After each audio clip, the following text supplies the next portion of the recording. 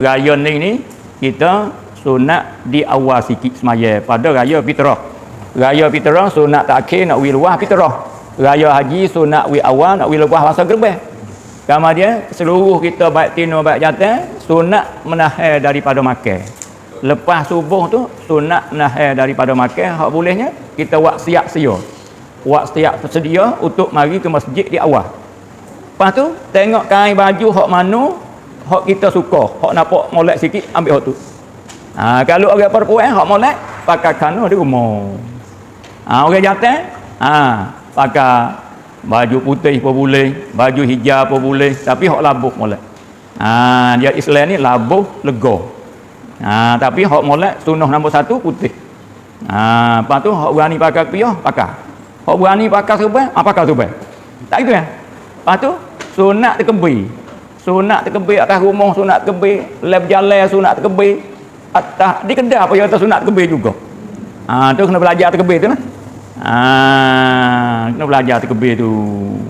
Lepas tu hak molek malai raya tu kita buat amal wi banyak. Kan ada hadis kan Nabi kata siapa dia buat amal malai raya tu wi banyak, Allah jaga hati kita wi hidup di hari Tuhan mati hati. Wi banyak, wi lebih pada malai-malai lain koda-koda kita. Kalau hadap baca Quran sejuk sehari sampai 2 juz. Kalau hadap mengatik 100 sampai 200, we panggil banyak. Apa tu? Gi tempat semaya masing-masing. Hak molek kalau orang dekat masjid jalan kaki. Hak tu lebih. Gi jalan kaki, orang dekat masjid lah. Kalau jawab perlu tak gitu kan? Orang dekat masjid, hak molek gi jalan kaki. Gi jalan ni, kelik jalan lain. Dia sunat gi jalan ni, kelik jalan lain. Pas hak jantan ni sunat pakai segala bahu. Sunnah juga tu. Beli minyak bahu lah jebur-jebur sorang. Tak gitu kan?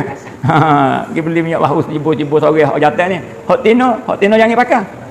Kadang-kadang hak tino dulu pakai. Hak tino jangan pakai wi bahu kat orang. Orang tino ni kalau dia pakai benda bahu, gi bahu kat orang jantan hak setah nikah, dosa dia seperti zina dah.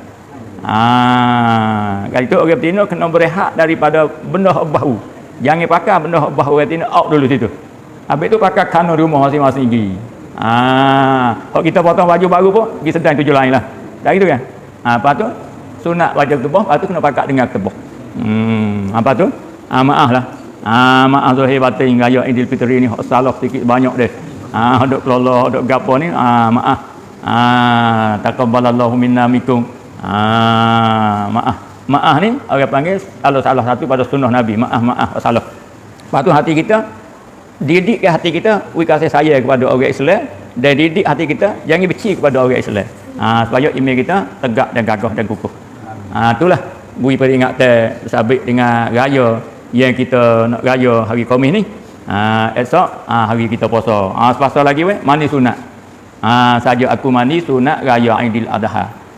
Ketika mana? Ketika kita nak pergi. Sunat mandi. Supaya luruh dosa kita. Begitulah.